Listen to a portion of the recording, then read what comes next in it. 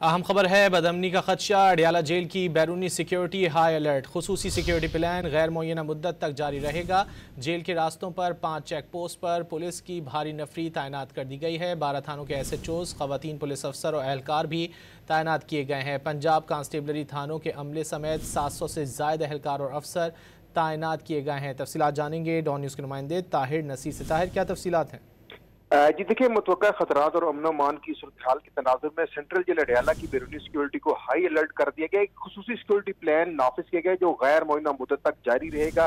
Jail के रास्तों पर 5 चेक पोस्ट पर पुलिस की भारी नफरी तैनात की गई है।